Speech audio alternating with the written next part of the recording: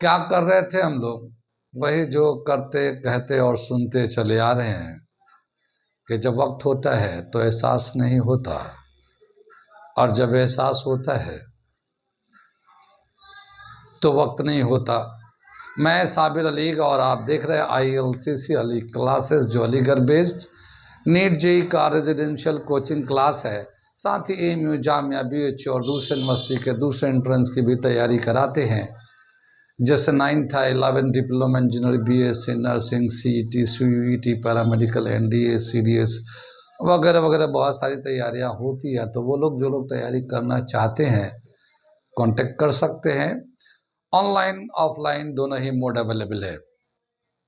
हम लोग क्या कर रहे थे? Physics class 11th, mechanical properties of fluids, और लास्ट क्लास में हम लोगों ने न्यूमेरिकल किया था Stokes law and terminal velocity पे। ठीक है, आज हम लोग दूसरा एक टॉपिक है इसी में, वो है streamline and turbulence flow of liquid. ये क्या होता है ये हम बता रहे हैं, और साथ ही उसके एक रेनॉल्ड्स नंबर भी आता है, उसको भी बताएंगे कि रेनॉल्ड्स नंबर क्या होता है। रेनॉल्ड्स नंबर का मतलब ऐसा नहीं कि रेनॉल्ड का पेन जो आता था, जैसे लिखते थे ना, रेनॉल्ड मार्क पेन आता था, वो वाला नहीं, मगर हाँ स्पेलिंग वही है रेनॉल्ड्स नंबर का। देखेंगे क्या है। ठीक है, तो करते हैं हम लोग स्ट्रीमलाइन एंड टर्बुलेंट फ्लो। ठीक है, स्ट्रीमलाइन को स्टीडी फ्लो भी बोलते हैं, और turbulent flow of liquid. Streamline किसको बोलते हैं, टर्बुलेंट फ्लो किसको बोलते हैं? जैसे कोई लिक्विड हम लोग पाइप में चलता है, जैसा भी हम लोगों ने किया था, तो अभी तो हम लोगों ने वॉल्यूम कितना जाता है या कितना अमाउंट ऑफ फ्लूइड्स जो है ना पर सेकेंड मूव करता है, वो सब हम लोगों ने किया था। लेकिन यहाँ पे क्या बताया कि जो पानी का जो फ्लो होता है, एक होता है स्ट्रीमलाइन, एक होता है टर्बुलेंस। मैंने पीछे भी कई उसमें किसी लेक्चर में बताया था। स्ट्रीमलाइन का मतलब होता है flow of fluids in layer by layer form. एक लेयर, दूसरा लेयर, उसके नीचे, उसके नीचे, उसके नीचे, उसके नीचे, उसके नीचे, layer by layer flow of liquid is called streamline flow या स्टीडी फ्लो। ठीक है, कितनी बात में, यानी कि अगर कभी लिक्विड फ्लो करता है तो जो डायरेक्शन है फ्लो का और स्पीड, क्या डायरेक्शन एंड स्पीड हर जगह बराबर होता है। जहाँ पे जिस पॉइंट पे जो स्पीड है उतना स्पीड होगा, और जो डायरेक्शन होगा वही डायरेक्शन होना चाहिए। अगर ऐसा होता है तो हम इस तरह के मोशन फ्लो ऑफ लिक्विड को बोलते हैं स्टेडी फ्लो, या फिर स्ट्रीमलाइन फ्लो भी बोलते हैं उसको। अब जैसे एक मैं फिगर समझाता हूँ पहले। जैसे मान लो एक पाइप है या एक ऐसा शेप है, जैसे ज़मीन होता है ना, कहीं के हॉरिजॉन्टल होता है, कहीं के गड्ढे भी होते हैं, मगर पानी चल रहे होते हैं, फ्लो ऑफ लिक्विड होता है। तो मान लो इस तरह का एक सरफेस है, इस तरह का सरफेस है, और यहाँ पानी का फ्लो है, तो पानी ऐसे इसी से चला जा रहा है ऐसे। ठीक है ना, इस तरह से पानी चले जा रहे हैं। तो यहाँ पे स्ट्रीमलाइन फ्लो होगा तो ये लेयर बाय लेयर, यानी ये पहला लेयर है, ये दूसरा लेयर है, या तीसरा लेयर है, ये आपस में इंटरमिक्स नहीं होंगे, एक दूसरे को क्रॉस नहीं करेंगे। अगर एक दूसरे को क्रॉस नहीं करेंगे, एक दूसरे से मिक्स नहीं होंगे, तो स्ट्रीमलाइन फ्लो कहलाएंगे। कितनी बात सुन में आगे चले, तो जब भी कभी स्ट्रीमलाइन की बोलेंगे तो वो layer by layer structure of flow of liquid, layer by layer of flow of liquid is called streamline flow. इसके साथ ही क्या बताया कि जैसे मैंने ऐसे लिया, तो मान लो हम 3 पॉइंट सेलेक्ट करते हैं, कितने 3 पॉइंट सेलेक्ट करते हैं, यहाँ पे लेते हैं, यहाँ पे लेते हैं, यहाँ पे लेते हैं, और यहाँ पे लेते हैं। ठीक है, अब ये जो लिक्विड फ्लो कर रहा है, तो यहाँ पे एक टेंजेंट ड्रॉ करेंगे, तो यहाँ पे इसको ए लेते हैं, इसको बी लेते हैं, इसको सी लेते हैं, इस पॉइंट को ए नाम देते हैं, इस पॉइंट को बी नाम देते हैं, इस पॉइंट को सी नाम देते हैं। इस पॉइंट पे एक टेंजेंट ड्रॉ करते हैं, तो ये जो लिक्विड फ्लो कर रहा है, यहाँ पे जो वेलोसिटी है, इस वाले को VA से दिखाएंगे। ये बी पॉइंट पे एक टेंजेंट ड्रॉ करेंगे, और यहाँ पे जो टेंजेंट का डायरेक्शन है ये इस तरह से हो जाएगा, और यहाँ जो वेलोसिटी होगा BB कहलाएगा ये। ठीक है, और यहाँ पे जो टेंजेंट ड्रॉ करेंगे ऐसे, यहाँ जो वेलोसिटी है VC कहलाएगा। ठीक, तो क्या देखते हैं कि हम लोगों ने एक स्ट्रीमलाइन फ्लो पानी का चल रहा है, वहाँ पे 3 अलग-अलग पॉइंट को सिलेक्ट करते हैं जिसको ए, बी, सी से देते हैं और यहाँ पे टेंजेंट ड्रॉ करते हैं, यहाँ वेलोसिटी होता है V A, V B, B C. अब क्या बताया कि जब भी कभी कोई पानी का वाटर मॉलिक्यूल्स या कोई भी फ्लूइड्स चल रहा है तो जब भी वो यहाँ आएगा उसकी वेलोसिटी इतनी ही होगी, वी ए के बराबर होगी। क्या समझ में आया? समझ वी ए के बराबर होगी। मतलब मान लो यहाँ पे पानी की स्पीड 2 मीटर पर सेकंड है तो पीछे जितना भी स्पीड हो जब यहाँ आएगा तो उसकी स्पीड 2 मीटर पर सेकंड ही होगा। पीछे मान लो 3 से आ रहा था, 1 से आ रहा था और 5 से आ रहा था, जो भी आ रहा था, लेकिन जब इस पॉइंट पे आएगा, यहाँ स्पीड अगर 2 है, 2 मीटर पर सेकंड है या 2 सेंटीमीटर पर सेकंड है तो उसकी स्पीड 2 सेंटीमीटर पर सेकंड ही होगा यहाँ पे, इस पोजीशन पे। यहाँ पे जितने पहले वेलोसिटी थी, जो भी उसके पीछे वाला मॉलिक्यूल आएगा लिक्विड का या लिक्विड का फ्लो आएगा, वो उसकी स्पीड भी उतनी ही होगी इस पोजीशन पे आने के बाद। अगर यहाँ पे जितने पहले वाले मॉलिक्यूल फ्लूइड फ्लो करके गया है उसकी जितनी स्पीड थी, अब उसके पीछे वाला जो मॉलिक्यूल आ रहे होंगे उसकी स्पीड भी उतनी ही होगी। क्या मतलब कि पोजीशन के हिसाब से वेलोसिटी फिक्स होगा। अगर इस पोजीशन पे इतनी वेलोसिटी है तो जितने भी पीछे के मॉलिक्यूल्स फ्लूइड के आ रहे होंगे उसकी स्पीड भी उतनी ही होगी अगर ये स्ट्रीमलाइन फ्लो हो रहा होगा तो। कितनी बात सुन में आई? तो दो चीजें हैं स्ट्रीमलाइन में, एक तो लेयर बाय लेयर होती हैं और the velocity of the particle at a particular point will remain same and the direction will also same. यानी अगर टेंजेंट हमने इधर खींचा है तो इसका डायरेक्शन इधर जा रहा है, अगर हमने यहाँ टेंजेंट ऐसे खींचा है तो ऊपर की तरफ जा रहा है, तो इसका डायरेक्शन भी सेम होता है। यानी जिस पॉइंट पे है उसका उसी पॉइंट पर जो नेक्स्ट पीछे का जो फ्लूइड का मॉलिक्यूल आएंगे उसका डायरेक्शन भी उधर ही होगा, स्पीड भी उधर ही होगा अगर स्ट्रीमलाइन हो रहा होगा तो। जितनी बात समझ में, आगे चले तो ये था स्ट्रीमलाइन का नेचर। क्या? The flow of liquid will be a layer like structure, layer to layers the liquid will be flowing, ठीक। और the velocity of the fluids will be same all the fluids which is passing through a given points, ठीक है, as the previous the fluids were there। मतलब क्या कि जो पुराने जो वाटर के या फ्लूइड्स के मॉलिक्यूल को जो स्पीड थे जो पीछे वाला प्रोसेशन में आ रहा होगा, वो प्रोसेशन मतलब एक साथ आ रहा होगा तो उसकी भी उतनी ही स्पीड इस पॉइंट पे आके हो जाएगी। फिर यहाँ जितना होगा उतना उसकी स्पीड वहां हो जाएगा, यहाँ पे जितना होगा उतना स्पीड होगा और डायरेक्शन भी होगा। तो पोजीशन के साथ साथ पोजीशन, वेलोसिटी एंड डायरेक्शन ये जो है तीनों सेम होगा अगर डायरेक्शन, तीनों सेम होगा अगर लिक्विड जो है स्ट्रीमलाइन स्टेडी फ्लो में चल रहा होगा तो, ठीक है। एक हम छोटा सा डेफिनेशन, लेटरल डेफिनेशन लिख देते हैं आपके एग्जाम के हिसाब से, मगर बेसिक कंसेप्ट यही है। When the liquid is flowing in a streamline it flow layer by layer, they will not intersect to each other, mix to each other, and the velocity of the fluids will remain same at a particular moment. Not only velocity but the direction will be also same as the previous molecule had। जितना पहले के molecule के पास था उतना backward जो दूसरे molecule आएंगे उसका भी उतना ही वहां उस पॉइंट पे स्पीड होगा, क्योंकि अलग अलग जगहों पे अलग अलग स्पीड होता है। कितनी बात सुनी? तो मैं एक छोटा सा डेफिनेशन, लेटरल डेफिनेशन यहाँ पे लिख देता हूँ, ठीक है। ये एक हम लोगों ने डेफिनेशन लिख दिया इसका, मैं पढ़ के समझाता हूँ क्या दे रखा है। When a liquid flows such that each particle of the liquid passing a given point moves along the same path and has the same velocity, same path यानी कि same path and has the same velocity as its predecessor।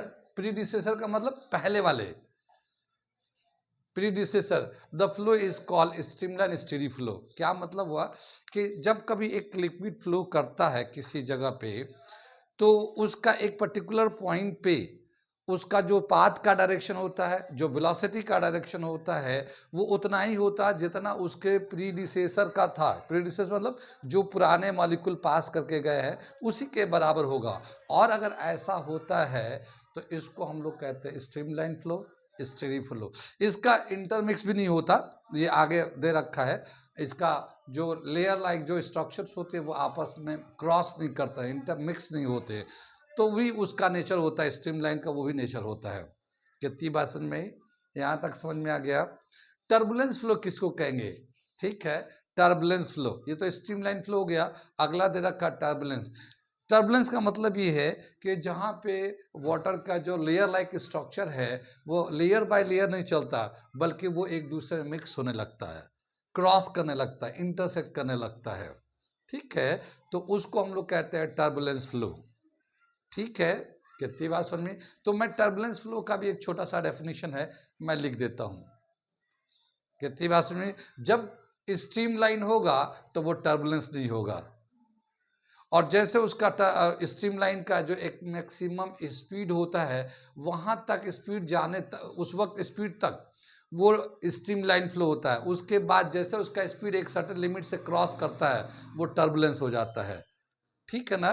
तो उसी को turbulent flow कहते हैं। तो मैं turbulent का एक डेफिनेशन लिखता हूँ, फिर उसके बाद आगे बताता हूँ। ठीक है, ठीक है ना? टर्बुलेंट फ्लो किसको बताया? अभी हमने बताया कि जिसके स्पीड एक सर्टेन, जैसे कि ये स्ट्रीमलाइन जो फ्लो होता है ना, वो हल्के हल्के मूव करता है, तभी वो स्ट्रीमलाइन होता है। लेकिन जैसे पहले कम वेलोसिटी था, स्ट्रीमलाइन था, उससे थोड़ा सा ज़्यादा वेलोसिटी किया तो स्ट्रीमलाइन था, उससे भी ज़्यादा थोड़ा सा करेंगे तो स्ट्रीमलाइन चलेगा। लेकिन एक ऐसा स्टेज आएगा कि उससे अगर आगे हम लोग वेलोसिटी को बढ़ाते हैं तो वो स्ट्रीमलाइन ख़त्म, अब वो टर्बुलेंट हो जाएगा। टर्बुलेंट मतलब एक दूसरे से मिक्स होने लगेगा। जैसे मैं एक मान के चलते हैं कि मान लो 2 सेंटीमीटर पर सेकेंड अगर स्पीड है, तो इस वक्त स्ट्रीमलाइन फ्लो है।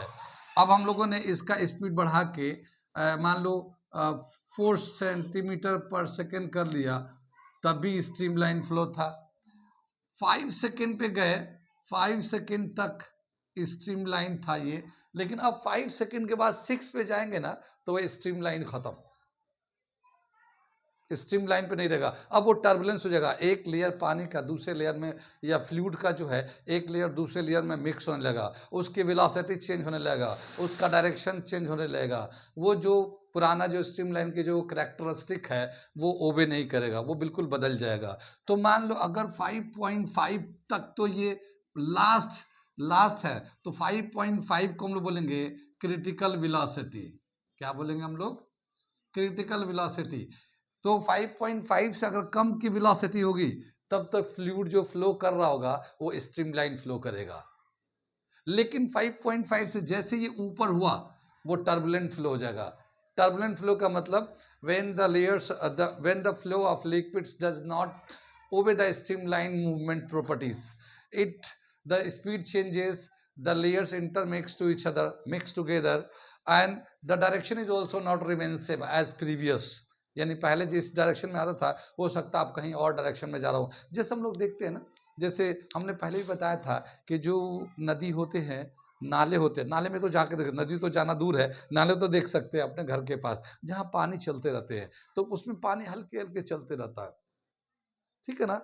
हल्के हल्के चलते रहता है, तो वो स्ट्रीमलाइन फ्लो होता है, स्ट्रीमलाइन फ्लो होता है। लेकिन छोटे छोटे नाले जो है ना, एक जगह जाके मिलते हैं, कहीं पे बड़े नाले में, देखा होगा कभी, कहीं बड़े नाले मिलते हैं, तो इधर के नाले आके गिर पानी आते, इधर से पानी आते, इधर से, तो जहाँ पे वो गिरते ना, सब एक दूसरे में मिक्स हो जाते हैं, तो वहां पे वो कहलाएगा टर्बुलेंट फ्लो।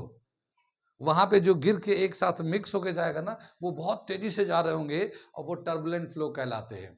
वो स्ट्रीमलाइन है, स्ट्रीमलाइन तो उधर था जहां पे हल्के हल्के मूव कर रहा था, तो टर्बुलेंट फ्लो। लेकिन हाँ, कितने स्पीड बढ़ाए कि वो टर्बुलेंट फ्लो हो जाए, तो हम लोग देखते हैं कि जैसे जैसे स्पीड बढ़ते जाते हैं, स्ट्रीमलाइन स्ट्रीमलाइन स्ट्रीमलाइन स्ट्रीमलाइन, लेकिन एक सर्टेन स्पीड तक तो स्ट्रीमलाइन होता है, उससे जैसे ऊपर करते हैं वो टर्बुलेंट फ्लो हो जाता है। तो इस वेलोसिटी को हम लोग कहते हैं critical velocity. Means if the flow of liquid, the speed of the flow of liquid is less than the critical velocity, then the fluid flow streamline or steady flow is there, and if the speed is greater than critical velocity, then in that case the flow of liquid becomes turbulent, यानी mix होने लगता है। कितनी बात सुन में, तो ये critical velocity होता है। टर्बुलेंट का बोला क्या कि इसका बोला कि when the speed of flow of fluid is greater than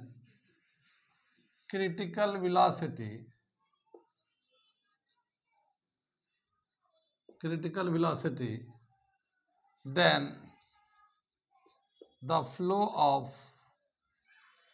fluids becomes turbulent।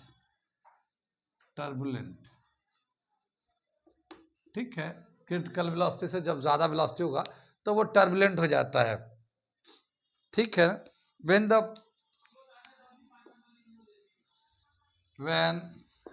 the fluid is turbulent,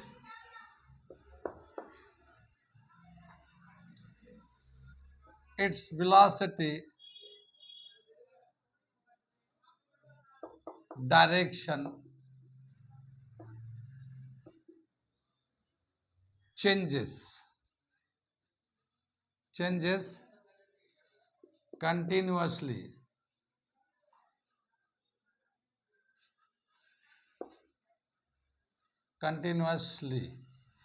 ठीक है ना, इसकी वेलोसिटी और इसका डायरेक्शन बराबर चेंज होता रहता है, कभी इधर जाएगा कभी इधर जाएगा, कभी वेलोसिटी ज़्यादा होगा कभी कम हो जाएगा।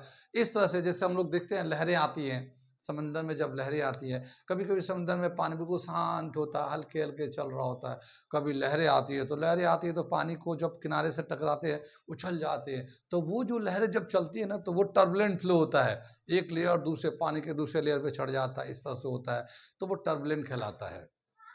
ठीक है, तो अगर ऐसा होता तो टर्बुलेंट कहलाता है।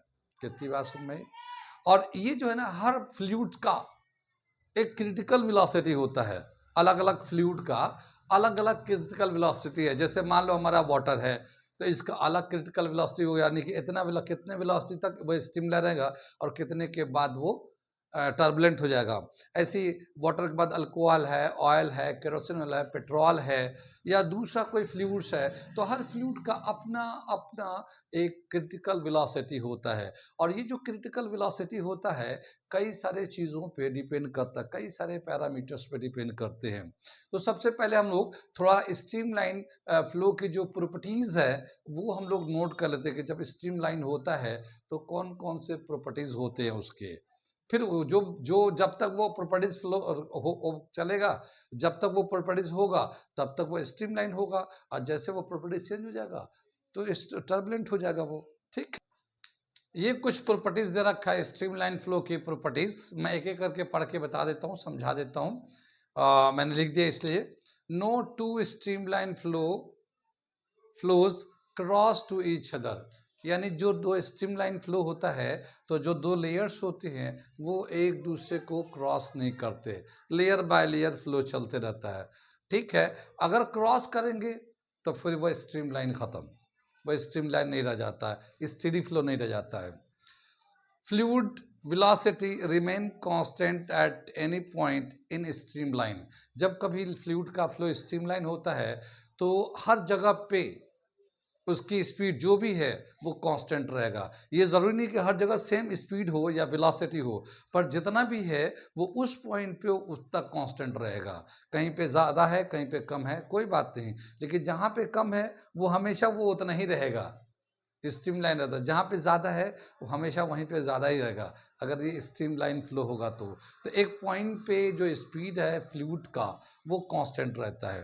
कितनी बात समझ में है ये तो दूसरा पॉइंट होगा। तीसरा दे रखा, the tangent at any point on the streamline give the direction of इस फ्लो ऑफ लिक्विड, यानी अगर कोई कर्व पाथ है तो किसी भी पॉइंट पे अगर हम लोग टेंजेंट ड्रॉ करते हैं तो वो direction of flow of liquid का डायरेक्शन दिखाता है। ऐसा नहीं कि अगर वो तिरछा हो गया तो वहाँ पे डायरेक्शन बदल गया। वो जहाँ पे भी फ्लो है स्टेडी फ्लो होगा तो हर जगह पे हम लोग टेंजेंट ड्रॉ कर सकते हैं और उसका डायरेक्शन पता कर सकते हैं हम लोग। तो ये डायरेक्शन देता है उसका टेंजेंट।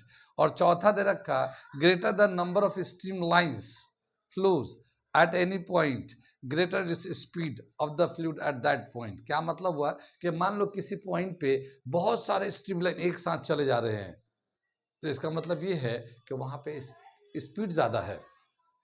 ठीक है, अगर कम जा रहे हैं तो स्पीड कम है। तो जो number of stream line passing through a given area, if it is greater the speed is greater, if it is smaller lesser speed is the lesser smaller। ठीक है ना। तो स्पीड का पता number of stream line passing through a given area से बताते हैं। उसको हम लोग ट्यूब ऑफ फ्लो भी बोलते हैं। ट्यूब ऑफ फ्लो का मतलब number of stream line flowing through a given area is called tube of flow. मैं यहाँ पे वर्ड लिख देता हूँ, tube of flow, tube of flow. ठीक है ना। ट्यूब ऑफ फ्लो का मतलब क्या है, number of stream line passing through a given area, number of stream line passing through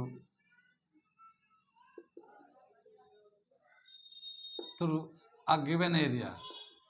ठीक है ना। गिवन एरिया से अगर पास करता है ना, नंबर ऑफ लाइन पास कर रहा है स्ट्रीम लाइन, वही उसका ट्यूब ऑफ फ्लो कहलाता है। कितनी बात सुन रही। तो ये था कुछ properties characteristic of stream line. आगे चलते हम लोग देखते हैं, यहाँ पे एक दे रखा है कि यहाँ पे जो हम लोग बता रहे हैं कि फ्लो ऑफ लिक्विड है, तो लिक्विड जो ना विस्कस भी होते हैं, नॉन विस्कस भी होते हैं। विस्कस, नॉन विस्कस भी होते हैं। विस्कस का मतलब हमने बताया था ना, वो जो चिपचिपाहट होता है वो होता है। किसी किसी लिक्विड में विस्कोसिटी नहीं होता। जैसे नॉर्मल वाटर लेंगे हम लोग तो उसमें विस्कोसिटी नहीं होता, बहुत कम होता, अगर हुआ भी तो बहुत कम है। तो जो विस्कोसिटी है, अगर लिक्विड की विस्कोसिटी को कंसीडर करते हैं तो उसका जब फ्लो होता है तो उसका जो आउटर यानी कि जो हेड होता है, जो हेड पे कैसा स्ट्रक्चर बनता है, उसको नाम दे रखा है प्रोफाइल, लिक्विड प्रोफाइल। क्या, लिक्विड प्रोफाइल।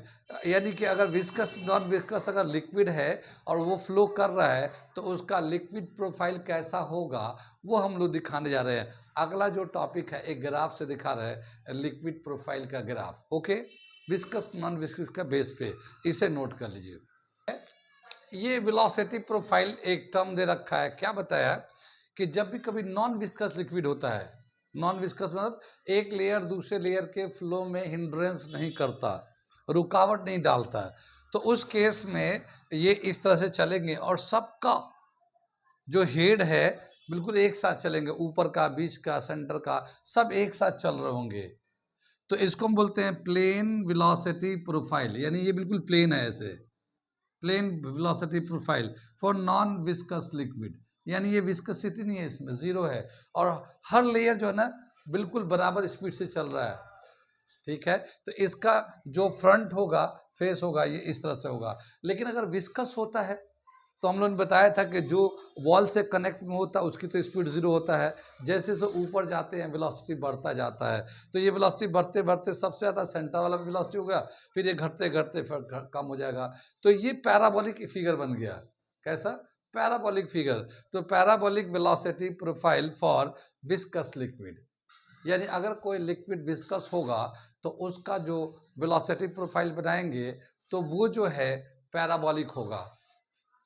ठीक है, और ये प्लेन होगा। ये कितनी बात समझ में आई, यहाँ तक समझ में आ गया ये। तो ये दो हमारा वेलोसिटी का प्रोफाइल बनाते हैं हम लोग। आगे दे रखा हमारा अगला जो टॉपिक आ रहा है वो है क्रिटिकल वेलोसिटी। यानी जब हमारा जो स्पीड है एक सर्टेन लिमिट से ऊपर जाने लगता है तो स्ट्रीम लाइन या स्टेडी फ्लो से वो टर्बुलेंट फ्लो होने लगता है, तो उसकी कितनी वेलोसिटी होती है, जो वेलोसिटी होती है उसका क्रिटिकल वेलोसिटी कहते हैं। तो क्रिटिकल वेलोसिटी का एक रिलेशन ड्राइव करने जा रहे हैं हम लोग। तो देखते हैं कि क्रिटिकल वेलोसिटी किन किन पैरामीटर पे डिपेंड करता है और उसका क्या फॉर्मूला होता है। ठीक है, आगे चलते हैं। ये हमने एक छोटा सा क्रिटिकल वेलोसिटी का डेफिनेशन लिख दिया है। क्या है, मैं पढ़ के सुनाता हूँ। The critical velocity of a fluid is that limiting value of its velocity of flow up to which the flow is streamlined and above which the flow becomes turbulent. यानी एक क्रिटिकल वेलोसिटी एक limiting velocity होता है, यानी maximum velocity जिसके नीचे अगर है तब तो वो स्ट्रीमलाइन होगा। अगर फ्लो का स्पीड उसके नीचे है तो स्ट्रीमलाइन है, और उसके ऊपर होगा तो टर्बुलेंट हो जाएगा। तो ये एक स्पीड दे रखा है। अब बताया कि जो क्रिटिकल वेलोसिटी होता है वो किन किन पैरामीटर्स पे डिपेंड करता है, फ्लूइड्स के कौन कौन से प्रॉपर्टीज पे डिपेंड करता है। तो बताया कि जो क्रिटिकल वेलोसिटी होता है वो विस्कोसिटी ऑफ फ्लूइड्स पे डिपेंड करता है। विस्कोसिटी मतलब चिपचिपाहट, उस पर डिपेंड करता है। डेंसिटी ऑफ फ्लूइड्स पे डिपेंड करता है।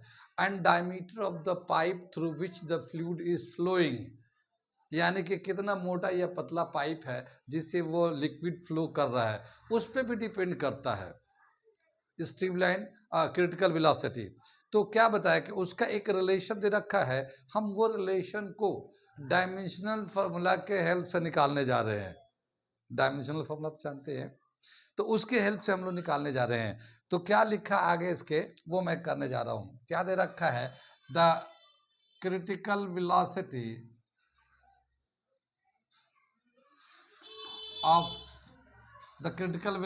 Of a fluid depends upon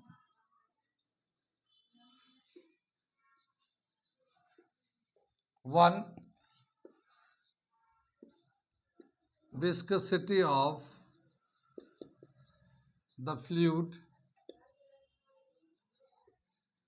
viscosity को एटा से दिखाते हैं हम लोग। दूसरा दे रखा है डेंसिटी ऑफ फ्लूइड, फ्लूइड की डेंसिटी कितनी है इसको हम लोग रो से दिखाते हैं। एंड तीसरा दे रखा है diameter of pipe, diameter of pipe through which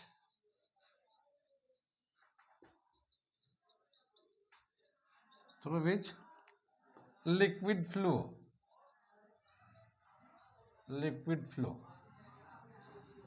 ठीक है ना, यानी कि जिस पाइप से लिक्विड फ्लो करेगा तो उसका डायमीटर कितना उस पर डिपेंड करता है। अब हम लोग डायमेंशन के फॉर्मूले से इसको निकालने जा रहे हैं। ऊपर मिटा दें हम लोग। यहाँ पे हम लोग देखते हैं जो क्रिटिकल वेलोसिटी है, the critical velocity is directly depend upon coefficient raise to viscosity raise to the power A, ठीक है। Critical velocity is also directly proportional to density raise to the power B, and critical velocity is directly proportional to diameter raise to the power C, ठीक है ना। ये तीनों को हम लोगों ने ले लिया इस तरह से। when these are combined, जब ये कंबाइन कर देंगे तो क्या हो जाएगा, ये हमारा critical velocity is directly proportional to eta raise to the power rho raise to the power B and diameter raise to the power सी।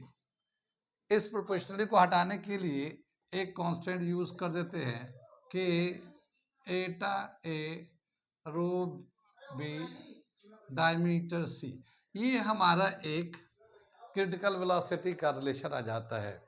इसके आगे हम लोग क्या करते हैं, हम लोग डायमेंशनल फॉर्मूला लिखना शुरू करते हैं, लेफ्ट हैंड राइट हैंड का। ये मैं मिटा दूं क्योंकि इसके बाद हम लोग डायमेंशन फॉर्मूला लिखेंगे और ए बी सी का वैल्यू निकालेंगे जैसे हम लोगों ने पीछे किया था। अब यहाँ पे क्या करते हैं, हम लोग लिखते हैं dimensional formula of L H S and R H S. Dimensional formula of LHS and RHS, ये दोनों एक साथ लिखते हैं हम लोग, ठीक। तो ये तो वेलोसिटी है, वेलोसिटी का डायमेंशन होता है LT-1, ठीक है। तो m0 LT-1 ये वेलोसिटी का डायमेंशन हो गया, ये क्रिटिकल वेलोसिटी का डायमेंशन हो गया। ये k है, ये तो हम लोग k कांस्टेंट लगा दिया इसको। और ये एटा का कोफिशिएंट ऑफ विस्कोसिटी का याद है, पिछले हम लोगों ने किया था, इसमें था ये M L minus one T minus one raise to the power A. ठीक है, ये डेंसिटी है मास अपन वॉल्यूम, तो density mass upon volume M L T minus three, ये बी इस पे पावर हो गया। और डायमीटर एक तरह का लेंथ होता है L raise to the power C. ठीक है, यहाँ पे देखिए मास यहाँ पे है, मास यहाँ पे है, तो ये तो के ऐसे ही रह देते हैं। और एम पे जो पावर होगा ए का पावर हो जाएगा, इस एम पे बी का पावर हो जाएगा, तो ये एम पे ए प्लस बी, बेस सेम होता है तो पावर प्लस हो जाते हैं, तो यहाँ से ए यहाँ से बी आ गया। अब एल पे देखते हैं, देखो एल पे यहाँ पे है, एल यहाँ पे भी है, एल यहाँ पे भी है, तो यहाँ एल पे माइनस ए, एल पे माइनस थ्री बी, ठीक है ना, एल पे माइनस थ्री बी और यहाँ पे प्लस सी, ये एल पे आ गया। और टी पे देखते हैं, टी पे क्या आ जाएगा, यहाँ पे टी पे माइनस ए और कहीं नहीं है तो माइनस ए आ गया। ये हमारा डायमेंशनल फॉर्मूला आर एच इधर का हो गया, और ये am naught L T minus one, ये हमारा एल एच एस का हो गया।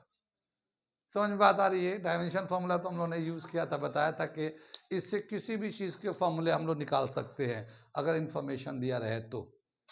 ठीक है, अब हम लोग क्या करेंगे, यहाँ पे दो टर्म है, ए बी है, यहाँ पे दो टर्म है, यहाँ पे तीन टर्म है, यहाँ पे एक टर्म है, तो हम लोग टी वाले से पहले ए निकाल लेते हैं। तो यहाँ पे टी पे माइनस ए का पावर है, यहाँ पे टी पे माइनस वन का पावर है, तो क्या लिखेंगे, कंपेयरिंग वी गेट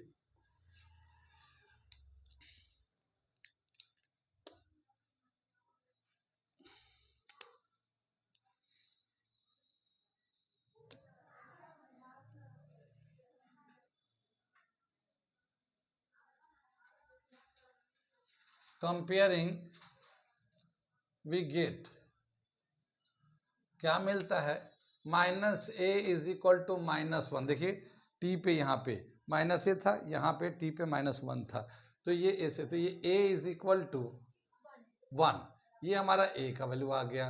अब यहाँ चलते हैं जहाँ पे दो टर्म है, ए बी है, तो ए प्लस बी एम पे है, तो यहाँ पे एम पे जीरो का पावर है, तो क्या लिखेंगे, A plus B is equal to zero.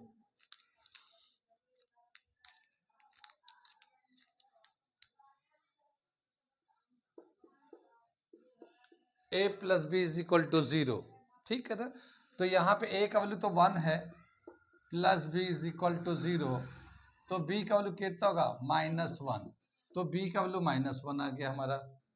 और ऐसे ही यहाँ पे देखते हैं ये वाला टर्म, और यहाँ पे एल पे वन का पावर है ये, तो क्या हो जाएगा, minus A minus three B plus C is equal to one. ठीक है, ए का वैल्यू कितना है, वन, तो यहाँ वन डाल दिया, तो ये माइनस वन हो गया। ये माइनस थ्री है, बी का वैल्यू कितना, minus one plus C is equal to one. ठीक है, तो ये तो माइनस वन तो ठीक है, ये माइनस थ्री है, ये माइनस वन है, ये माइनस माइनस प्लस थ्री हो जाएगा, ये मल्टीप्लाई में है ये, और ये plus C is equal to one. यहाँ बचेंगे two plus C is equal to one and C is equal to minus one, क्योंकि ये जो टू जाके माइनस हो जाएगा। ठीक है, तो देखिए कहाँ ए का वैल्यू तो वन आया है, बी का वैल्यू माइनस वन, सी का वैल्यू माइनस वन। अब इस वाले इक्वेशन में वैल्यू को डाल देते हैं, putting the value of A B C in equation one, ये इक्वेशन वन कहलाएगा हमारा। पुटिंग द वैल्यू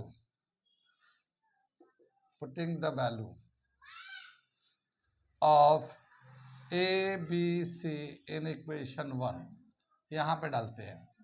ठीक है, अब मैं थोड़ा इधर मिटाऊंगा, जगह चाहिए थोड़ा सा, तो आप नोट कर लिए, फिर मैं इसको डालता हूँ यहाँ पे।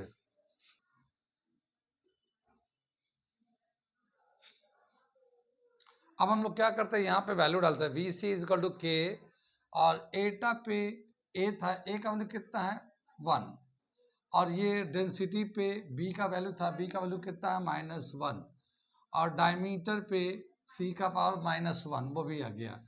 ठीक है, तो ये इस तरह से आ गया, और ये V C is equal to K eta upon rho D diameter.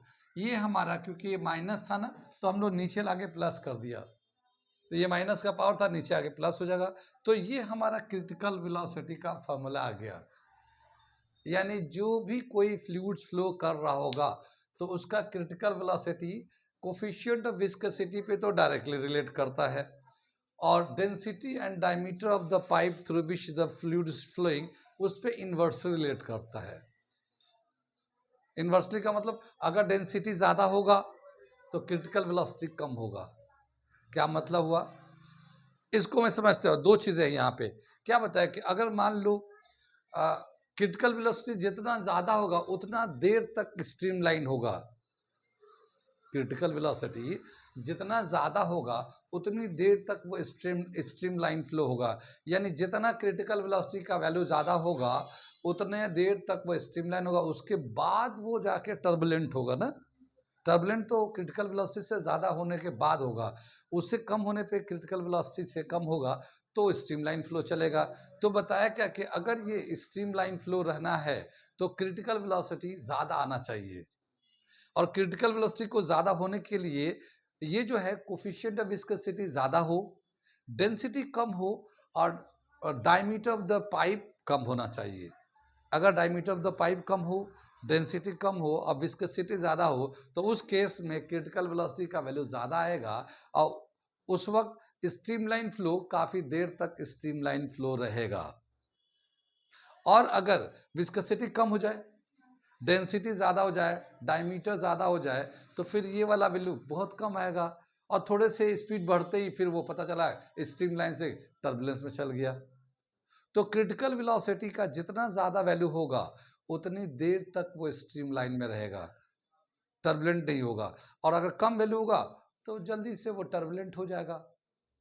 ठीक, तो क्रिटिकल वेलोसिटी एक डिसाइडिंग फैक्टर है, डिपेंड करता है वो विस्कोसिटी पे, डेंसिटी पे, और पाइप के डायमीटर पे।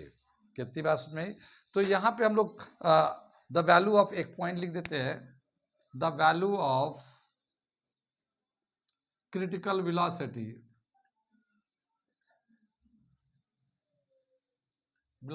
is larger when the coefficient of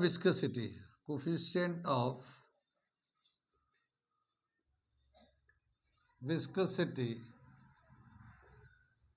is greater and density of fluid and diameter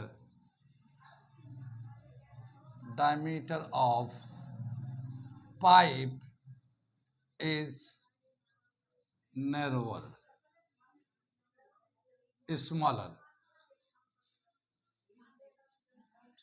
ठीक है ना, कोफिशिएंट ऑफ विस्कोसिटी ज्यादा हो और डेंसिटी और डायमीटर ऑफ पाइप स्मॉलर हो तो क्रिटिकल वेलोसिटी ज्यादा आएगा, और वाइस वर्सा। ठीक है ना, वाइस वर्सा। तो ये है इसका क्रिटिकल वेलोसिटी का रिलेशन। अब क्या बताया कि यहाँ के बाद आगे जब चलते हैं तो एक आता है रिनोल्ड नंबर। रिनोल्ड नंबर क्या, एक नाम है साइंटिस्ट का जिन्होंने एक विस्कस लिक्विड के फ्लो का एक नंबर दिया है कि कब वो स्ट्रीमलाइन फ्लो होगा, कब वो टर्बुलेंस हो जाएगा। अलग अलग मीडियम के हिसाब से उन्होंने एक्सपेरिमेंटल वैल्यू निकाला है, उसको हम लोगों ने एक फार्मूला दिया है, उस फार्मूले से चाहे तो हम लोग कैलकुलेट कर सकते हैं। रिनोल्ड नंबर को किसी भी फ्लूइड का जो पैरामीटर्स है उस पैरामीटर के हेल्प से हम लोग निकाल सकते हैं कि उस फ्लूइड का कितना रिनोल्ड नंबर है, और उस नंबर से अगर कम होता है तब तो वो स्ट्रीमलाइन होगा, और उससे ज़्यादा होगा तो टर्बुलेंट हो जाएगा। तो वो एक नंबर दे रखा है, तो अभी मैं रिनोल्ड नंबर अगला टॉपिक कर रहा हूँ। यहाँ तक समझ में आ गया है, इसे नोट कर लीजिए आप। ये हमारा रिनोल्ड नंबर हम लोग दे रहे हैं, किसी फ्लूइड का रिनोल्ड नंबर का एक फॉर्मूला दे रखा, रिनोल्ड नंबर क्या दे रखा है, एटा density of fluid, v velocity of fluid, d diameter of the pipe through which fluid is fluid is flowing, और ये एटा कोफिशिएंट ऑफ विस्कोसिटी, ये रेनॉल्ड नंबर का एक फॉर्मूला दे रखा है। ठीक है, ये किसी भी फ्लूइड का अगर रेनॉल्ड नंबर कैलकुलेट करना है तो उस फ्लूइड का density, velocity, coefficient of viscosity and diameter of the pipe के हेल्प से यहाँ डाल के हम लोग रेनॉल्ड नंबर उस लिक्विड का, उस फ्लूइड का निकाल सकते हैं, उस फ्लूइड का निकाल सकते हैं। लेकिन यहाँ पे एक उन्होंने बताया है कि अगर किसी फ्लूइड का रेनॉल्ड नंबर 0 से 2000 तक हो तो वह स्ट्रीमलाइन होगा, लेमिनार फ्लो होगा। इफ यहाँ पे कंडीशन दे रखा है, पहला, if Reynold number is 0 to 2000, कितनी बात सुनिए, अगर रेनॉल्ड नंबर 0 से लेकर 2000 तक है तो ये स्ट्रीमलाइन होगा, इट इज स्ट्रीमलाइन और लेमिनार फ्लो, लेमिनार फ्लो। यानी किसी भी लिक्विड का अगर रेनॉल्ड नंबर कैलकुलेट करते हैं हम लोग यहाँ पे वैल्यू डाल के, और ये 0 से लेकर 2000 के बीच में आता है तो ये उस कंडीशन में स्ट्रीमलाइन फ्लो होगा। ठीक है, स्ट्रीमलाइन फ्लो होगा। दूसरा जो कंडीशन दे रखा है, अगर if Reynold number is between 2000 to 3000, यानी इसके बीच में आता है रेनॉल्ड नंबर का वैल्यू 2000 से ज़्यादा और 3000 के बीच में, तो ये जो फ्लूइड होगा ये हमारा अनस्टेबल फ्लूइड होगा। अनस्टेबल का मतलब ये है कि ये स्ट्रीमलाइन भी हो सकता है, ये टर्बुलेंट भी हो सकता है। वो डिपेंड करता है कि उस फ्लूइड का एग्जैक्ट रेनॉल्ड नंबर कितना है, या उस फ्लूइड का एग्जैक्ट क्रिटिकल वेलोसिटी कितना है। अभी क्रिटिकल वेलोसिटी का फॉर्मूला लिखा था हम लोगों ने, क्रिटिकल वेलोसिटी का, ठीक है, के एटा रो डी, ये था ना। तो इससे हम लोग क्रिटिकल वेलोसिटी निकाल लेंगे। तो जितना यानी कि 2000 और 3000 के बीच में क्या देखा गया है कि ये अनस्टेबल कंडीशन में होता है, ये कभी स्टेबलाइन भी हो सकता है और ये टर्बुलेंट भी हो सकता है। डिपेंड करता है कि उस वक्त उस जिस फ्लूइड के बारे में हम लोग बात कर रहे हैं उसका क्रिटिकल वेलोसिटी कितना है। ठीक है ना, क्रिटिकल वेलोसिटी कितना है उसके हिसाब से हम लोग ये कैलकुलेट कर सकते हैं या बता सकते हैं कि 2200 पे या 2400 पे या 2600 पे वो टर्बुलेंट हो जाएगा। लेकिन हाँ, क्या देखा कि 2000 से ऊपर होगा तो अब वो हम लोग स्ट्रीमलाइन नहीं बोल सकते कि वो स्ट्रीमलाइन ही होगा, वो स्ट्रीमलाइन भी हो सकता है, वो टर्बुलेंट भी हो सकता है। ठीक है ना। तो if it is between this, it is unstable, unstable. ठीक है, द फ्लूइड जो ना अनस्टेबल है, में एक्ट्स एज स्टेडी और टर्बुलेंट। ठीक है ना, ये टर्बुलेंट के तौर पे भी काम कर सकता है, ये स्टेडी के तौर पे भी काम कर सकता है। कितनी बात सुन में, आगे चले हम लोग। और तीसरा बोला क्या कि if Reynold number is greater than 3000, अगर इसका वैल्यू 3000 ज्यादा आता है यहाँ पे डालने के बाद तो ये तो टर्बुलेंट है ही है, ये स्ट्रीमलाइन से तो कोई कंसेप्ट ही नहीं है, तो it is turbulent, turbulent in nature. ठीक है ना, ये स्ट्रीमलाइन नहीं होगा, ये टर्बुलेंट ही होगा, ये 3000 ज्यादा होगा तो ये दे रखा हमारा रेनॉल्ड नंबर का फॉर्मूला, और उसका जो रेनॉल्ड नंबर एक डायमेंशनलेस क्वांटिटी नंबर है बेसिकली, तो इसका कोई डायमेंशन नहीं है, नंबर का कोई डायमेंशन नहीं होता है। और ये एक रेंज दे रखा है कि 0 से 2000 तक होगा तो स्ट्रीमलाइन रहेगा, 2000 से 3000 के बीच का कोई नंबर होगा तो स्ट्रीमलाइन भी हो सकता है, टर्बुलेंस भी हो सकता है। डिपेंड करता है कि उस फ्लूइड का कितना रेनॉल्ड नंबर है या क्रिटिकल वेलोसिटी कितना है, पहले उसे कैलकुलेट करेंगे फिर उसके बाद बता सकते हैं। मगर हाँ, वो अनस्टेबल है, वो दोनों में से कुछ भी हो सकता है। लेकिन अगर 3000 ज़्यादा आ रहा रेनॉल्ड नंबर तो ये टर्बुलेंट है ही है, इसका स्ट्रीमलाइन से कोई मतलब ही नहीं है। तो ये एक रिमार्क दे रखा है इसका। ठीक, तो ये हमारा रेनॉल्ड नंबर के हो गया। यहाँ पे एक रेनॉल्ड नंबर कैसे निकलता है या रेनॉल्ड नंबर कैसे निकालते हैं, एक रिलेशन दे रखा है कि कैसे रेनॉल्ड नंबर को ड्राइव करते हैं। तो वो एक डेरिवेशन दे रखा, मैं समझा देता हूँ। ऐसा बहुत ज़्यादा तो इम्पोर्टेंट नहीं है, लेकिन हाँ मैं फिर समझा देता हूँ। उसके बाद फिर हम लोग एक क्लास में इसका न्यूमेरिकल कर लेंगे, 2-3 न्यूमेरिकल कर लेंगे तो ये ख़त्म हो जाएगा। तो मैं रेनॉल्ड नंबर का ये जो फॉर्मूला है कैसे आया है, ये मैं डिराइव करके दिखाने जा रहा हूँ। ओके, चलिए नोट करिए इसको। हम लोग क्या करते हैं, सपोज कर लेते हैं कि एक पाइप है, उसका जो ये एरिया है ये ए है, area of cross section A है। इसके अंदर एक फ्लूइड है जिसकी वेलोसिटी v है, v वेलोसिटी से ये फ्लूइड मूव कर रहा, पाइप के अंदर मूव कर रहा है, ठीक है। तो t टाइम में कितना लिक्विड फ्लो करेगा, t टाइम में यानी एक छोटे से टाइम इंटरवल में कितना लिक्विड फ्लो करेगा, उसको निकालते हैं, ठीक है। Let the velocity of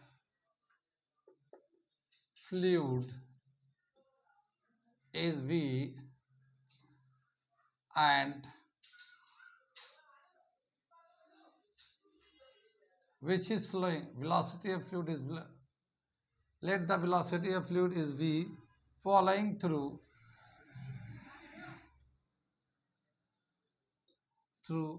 a pipe whose area is a, whose area is a. The volume of liquid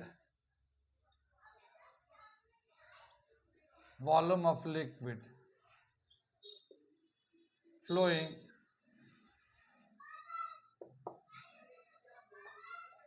is given as, volume कैसे निकालेंगे हम लोग, v is equal to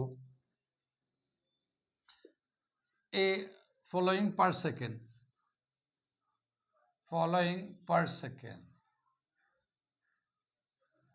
the volume of liquid flowing per second is given as, ठीक है ना, एक second में कितना फ्लूइड फ्लो करेगा पर सेकेंड में, कैसे देंगे इसको, तो ये रिलेशन रखा ए बी डी टी, ठीक है ना। यानी ये तो देखिए एरिया ऑफ क्रॉस सेक्शन हो गया, ये वेलोसिटी हो गया, ये डी टी हो गया, ठीक है। तो ये वेलोसिटी इंटू डी टी क्या होता है, डिस्टेंस, यानी कितना वेलोसिटी ये डी टी से मल्टीप्लाई किए तो कितना इसका लेंथ हो गया, ये एल हो गया। वेलोसिटी इंटू टाइम डिस्टेंस होता है, हमने एल से दिखा दिया। और ये इसको अगर ए से मल्टीप्लाई करते तो ये वॉल्यूम हो जाता है, ठीक है ना। तो वो area of cross section into length of the cylinder, तो ये हम लोगों ने इस तरह से वॉल्यूम लिख दिया, ए वी डी टी, इतना volume of the liquid flow कर रहा है, ठीक है। अब अगर इतना वॉल्यूम फ्लो करता है तो मास कितना जा रहा है, तो वॉल्यूम इंटू डेंसिटी मास हो जाता है। तो mass of fluid flowing in a small time dt, यहाँ पे उन्होंने dt लिया है, dt स्मॉल टाइम dt, तो dm जो लेंगे स्मॉल मास लेंगे, और ये क्या होगा ए बी डी, और यहाँ पे लेंगे रू, डेंसिटी से मल्टीप्लाई कर देंगे। ये वॉल्यूम था, ये डेंसिटी है, जैसे हम लोग होता ना वॉल्यूम इंटू डेंसिटी, ये हमारा मास का फॉर्मूला होता है। तो ये तो वॉल्यूम था ये हमारा, और ये डेंसिटी है, ये यहाँ पे मैं वॉल्यूम लिख देता हूँ, वॉल्यूम इंटू डेंसिटी मास हो गया, इतना मास फ्लो कर रहा होगा इसमें, ठीक है। अब क्या बताया कि अगर हम लोग एक यहाँ पे दे रखा है इनर्शियल फोर्स, इनर्शियल फोर्स का मतलब क्या हो, कि यहाँ पे जो वेलोसिटी होता है, यहाँ पे वेलोसिटी होगा, अलग अलग लाइन बाय लाइन फ्लो करता है। तो जो विस्कस लिक्विड होता है ना, सभी लेयर्स का वेलोसिटी बराबर नहीं होते हैं। आगे दे रखा है इनर्शियल फोर्स एक्टिंग पर यूनिट एरिया ऑफ फ्लूइड, ये हम लोग निकालते हैं इनर्शियल फोर्स एक्टिंग पर unit area area of the fluid. तो कैसे लिखेंगे ये इनर्शियल फोर्स को? Force upon area, inertial force, force acting पर यूनिट एरिया, तो फोर्स अपॉन एरिया। फोर्स होता है rate of change of momentum, भी फोर्स कहते हैं। Rate of change of momentum is called force. तो फोर्स को लिखेंगे change in rate of change of momentum, rate of change of momentum, ये तो फोर्स हो गया। अपॉन ये एरिया आ गया। ये मोमेंटम होता है मास इंटू वेलोसिटी, मास इंटू वेलोसिटी। यहाँ तो जो विस्कस लिक्विड में जो फ्लूइड का जो फ्लो कर रहा है उसकी स्पीड हम लोगों ने थोड़े से टाइम के लिए कांस्टेंट मान रखा हम लोगों ने। हर जगह वेलोसिटी कांस्टेंट तो नहीं होता, लेकिन थोड़े टाइम के लिए हम लोगों ने वेलोसिटी को कांस्टेंट माना है। यहाँ पे लिखा ना velocity flowed be flowing through, ठीक है ना। तो वेलोसिटी तो कांस्टेंट मान रखा है, तो क्या लेंगे हम लोग यहाँ पे D M mass, very small mass, यहाँ लिखा ना जो मास चलेगा, मास इंटू वेलोसिटी मोमेंटम और upon A into T, D T, time बहुत छोटा टाइम ले लिया हम लोगों ने। तो ये है मास into velocity upon time change in momentum के बराबर हो गया। ये एरिया से डिवाइड कर दिया, ठीक। ये है मास। मास का फॉर्मूला हम लोगों ने लिखा ये इस तरह से, area of the pipe velocity D T upon density, हम यहाँ पे डाल देते हैं। और ये वेलोसिटी तो है ही है, तो पहले हम लोग इसका वैल्यू डाल रहे हैं हम लोग। तो क्या आ जाएगा A B D T rho फिर V upon A D T, ठीक है। कितनी बात सुन में हम लोगों ने इसको डाल दिया। ए से ए कैंसिल हो जाएगा और ये डी टी से डी टी भी कैंसिल हो जाएगा।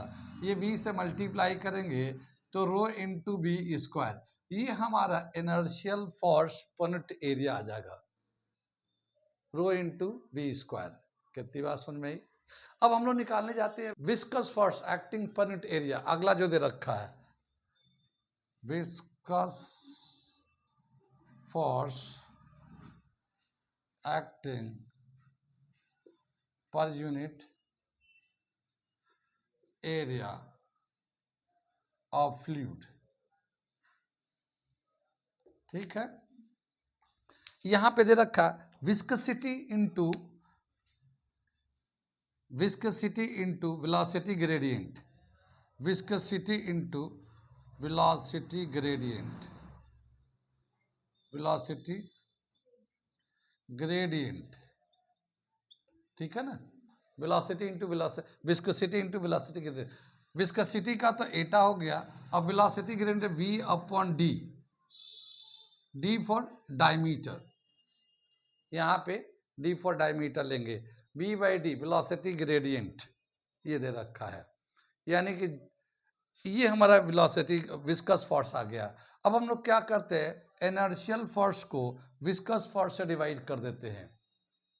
क्या करेंगे, इनर्शियल फोर्स से विस्कस फोर्स को डिवाइड कर देते हैं। मैं थोड़ा सा ऊपर से मिटा दूं, ये inertial force per unit area upon viscous force per unit area, ठीक है ना, पर यूनिट एरिया। तो ये इनर्शियल फोर्स कितना आया था हमारा, देखिए यहाँ पे रो इंटू बी स्क्वायर ये आया था।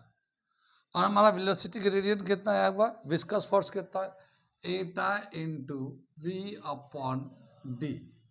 कितनी बात सुनी। ये डी को हम लोग ऊपर ले जाते हैं तो रो we square D upon Etah B, ये वेलोसिटी से वेलोसिटी का पावर कैंसिल हो जाएगा, तो ये आ जाएगा रो बी डी अपॉन एटा। और यही हमारा रेनॉल्ड नंबर भी कहलाता है, आर ई से दिखाते हैं। रेनॉल्ड नंबर का ही फॉर्मूला था ना, एटा और रो बी डी अपॉन एटा। तो ये हमारा रेनॉल्ड नंबर का रिलेशन आ गया हमारा, ठीक है ना, ये आ गया। ये हमारा, तो यहाँ पे जो रेनॉल्ड नंबर है बेसिकली क्या चीज़ है, ratio of inertial force per unit area to the viscous force per unit area. तो रेनॉल्ड नंबर जो है बेसिकली ये रेशियो ऑफ टू फोर्स है, inertial force per unit area to the viscous force per unit area, ये हमारा ratio लेते हैं तो रेनॉल्ड नंबर आता है। और जो rho density, rho density into velocity into diameter upon viscosity के बराबर होता है। कितनी बात समझ में आई, ये कहाँ तक समझ में आया ये? तो ये था हमारा आज का जो टॉपिक जो हम लोगों ने किया है, वो है streamline viscous, streamline flow, viscous, streamline flow, steady flow या लेमिनार फ्लो भी उसी को कहते हैं, और टर्बुलेंट फ्लो। फिर बाकी जो हमारा क्रिटिकल वेलोसिटी उसका एक रिलेशन ड्राइव किया, रेनॉल्ड नंबर का फॉर्मूला लिखा और साथ ही ये इसका डराइव कर दिया। यहाँ तक आज हमारा हो गया। कल हम लोग इसी के बेस पे न्यूमेरिकल करेंगे। वो बच्चे जो हमारे वीडियो को आज देख रहे हैं पहली दफ़ा, वो हमारे, अगर उनको अच्छा लगा तो हमारे चैनल को सब्सक्राइब कर लें। साथ ही वो बच्चे जो नीट जेईई की तैयारी कर रहे हैं और आने वाला दिन कर रहे हैं, वो तो ज़रूर ही कर लें। और वो बच्चे जो 8, 9, 10 में आने वाले दिनों में नीट जेईई की तैयारी करेंगे, वो तो करके रख लें। अगर हमसे जुड़ना चाहते हैं तो अभी से भी बहुत सारे प्रोग्राम चलाए जा रहे हैं, जो आने वाले दिनों में आप जब 11, 12 में नीट के लिए देंगे, उस वक्त तक आपको पूरी तैयारी करा दी जाएगी, ताकि आपके एक अटेम्प्ट में आपका सिलेक्शन हो जाए। तो अगर आप चाहते हैं कि एक अटेम्प्ट में आपका नीट जेईई या आईआईटी निकले, तो आप हमारे चैनल को अभी से सब्सक्राइब कर लें। Okay, thank you.